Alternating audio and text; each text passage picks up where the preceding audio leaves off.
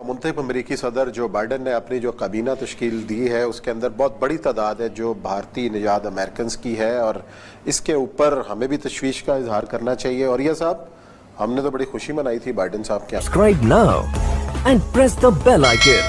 Never miss an update. मुंतखब अमरीकी सदर जो बाइडन ने अपनी जो काबीना तश्कील दी है उसके अंदर बहुत बड़ी तादाद है जो भारतीय निजात अमेरिकन की है और इसके ऊपर हमें भी तशवीश का इजहार करना चाहिए। और यह साहब हमने तो बड़ी खुशी मनाई थी बाइडन साहब के आने की। मैंने तो नहीं मनाई थी। अब देखिए इसमें जो बंदे आप देखें, ये जो अरन मजनूदर है, ये जो शख्स है ये US national academy of engineering से बंदा आया हुआ है और ये उसका जो है साइंस एंड टेक्नोलॉजी का उसके अंदर मशीर बना हुआ है।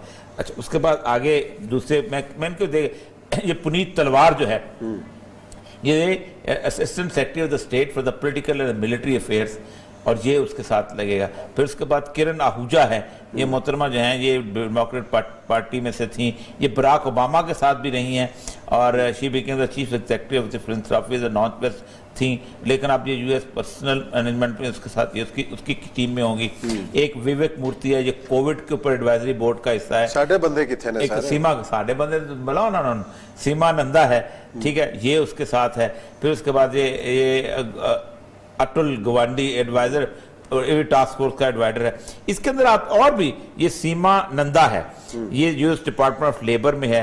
ये पनवीत सिंह, ये सिख है, ये नेशनल सिक्योरिटी काउंसिल के अंदर है। उसके बाद ये डॉक्टर राहुल गुप्ता है, officer of the national drug control policy है। डॉक्टर मजूमदार है, US department of the energy के अंदर है। ये वो सारे बाइडन की टीम है कि जो सारे के सारे, अब ये लोग जो हैं, जाहिर बात है कितना भी आप कर लें, इन्फ्लुएंस तो हो। इमरान खान को हम क्यों रोते हैं कि आपने पाकिस्तान का बंदा ही को नहीं रखा हुआ एडवाइजर, सारे ब्रीफ केस वाले हैं। जिस दिन आप गए तो वो भी गए, आपने यहाँ नुमान पार्क में आ जाना है और एक ने क्या गारंटी के नुमान पार्क में आना है, किधर जाएगा, वापस चले जाएगा, वापस नहीं जाता। अच्छा, बनी गाला में भी रहेंगे? नहीं। अच्छा, और ये सब चले देखते हैं क्या होता है। लेकिन जी, और ये सब पहले तो जलसा नहीं होने की इतलात थी कि जी जलसा नहीं होने दिया जाएगा, फिर अचानक आज सुबह में रुकावटें हटा दी गई। ये स्ट्रेटेजी क्या है? 3 दिन से मैं मुख्तलिफ प्रोग्रामों में यही कह रहा था कि इनको जलसा करने दें। उसकी एक बुनियादी वजह यह है कि एक तो इमरान खान साहब को सियासत पढ़नी चाहिए और दूसरा अपोजिशन को इंसानियत पढ़नी चाहिए। देखिए 11 बंदे हैं जो इस गुज़श्ता एक हफ्ते में मैंने अपने दोस्तों को दफनाया है। बाकी तो छोड़ दें पाकिस्तान को, पाकिस्तान ने किसने क्या किसको दफनाया है और क्या। एक इंसानी जान, कल टीवी चैनल में वो था अपना गिलानी साहब का बेटा, तो उन्होंने कहा जी, मैंने कहा देख जी हमारा फंडामेंटल राइट जलसा करना। मैंने कहा सबसे पहला राइट दुनिया में जहां भी ह्यूमन राइट टू लाइफ, जिंदगी का हक सबसे पहला हक है आपका। उसके बाद बाकी सारे हक आते हैं, right freedom of expression, freedom of movement. जिंदगी नहीं तो कुछ भी नहीं। सही। दूसरी बात मैंने उनको कहा, मैंने कहा जी जिंदगी का हक तो हुकूमत ने छीन लिया है। मैंने कहा तो फिर आप उसमें कंट्रीब्यूट करना चाहते हैं। एक बात तो ये तय है कि ना इमरान खान साहब में अकल आई है और ना इनको ये आया है कि ये इनका कद बुलंद होता अगर कहते। आज सिराजुल हक का कद बुलंद हुआ है, कुछ भी आप कह लें, बेशक ये उसको कहें जो मर्जी कहें, उसका कद बुलंद हुआ है, हम नहीं करते।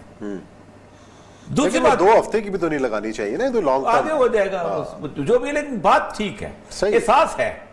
सिर्फ मुझे से बताया ना कि कल जिस एक जगह हमारे बिल्कुल नेक्स्ट टू में डॉक्टर साहब, डॉक्टर शौकत साहब जो फौत हो गए हैं अस्पताल में, इंचार्ज थे पूरे, वेंटिलेटर नहीं मिल सका उनको।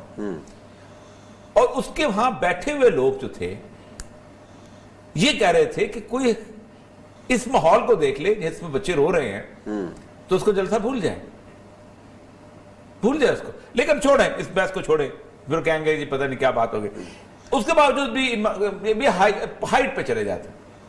अब आते हैं बेनजीर की इसके ऊपर आसिफा जरदारी एंट्री। जिस वक्त बिलावल के बाद, जिस वक्त ये लोग गुफ्तगू कर रहे होते हैं तो ये मादरे जमहूरियत का नाम लेते हैं और मादरे जमहूरियत जो थी वो इनकी वालदा मोहतरमा के खिलाफ जुलूस निकाल रही थी, पता है आपको। तीसरी चीज जो है आसिफा भुट्टो के बारे में, देखिए कुछ भी आप कर ले, पाकिस्तान हो हिंदुस्तान हो, आपको अपने बड़ों का जवाब देना होता है। कोई जमातिया जो है वो मौलाना मौदूदी की गलतियों का जवाब दिए बगैर आगे नहीं चल सकता। कोई मौलाना फजल रहमान जमीयत उलमाए हिंद का जवाब दिए आगे नहीं बढ़ सकता, कोई बरेलवी नूरानी मियां का, बाकी लोगों का जवाब नहीं देगा। बेनजीर को एक क्लीन, अगरचे के वो सियासी तौर पे एडवोकेट था, लेकिन एक क्लीन बाप मिला था जिसके ऊपर उंगली नहीं उठाई जा सकती थी कि ये करप्ट है। जुल्फकार अली भुट्टो। इनको पहले अपने बाप का जवाब देना पड़ेगा। क्यों बासुल जरदारी का नाम नहीं लिया जाता? पाकिस्तान का सदर रहा है, इनका बाप है, किसी जलसे में उस बेचारे का नाम लिया जाता है? क्या आपने मर्दे हुर को और उसको उसका साथ दिया था? क्यों नहीं लिया जाता? क्योंकि जब आप नाम लेंगे तो आपको उसका जवाब देना पड़ेगा। तो असल मतलब यह है कि हमने जो उम्मीदें लगाई, मैं बेनजीर का जुलूस इन आंखों से, गुनाहगार आंखों से देखा है। मैं एकेडमी में पढ़ता था उस वक्त, एकेडमी जो थी वॉल रोड पे थी, और उस वॉल रोड पे हम लोग वहां पे उन्होंने जुलूस देखा, फिर उस जुलूस के पीछे पीछे साथ गए।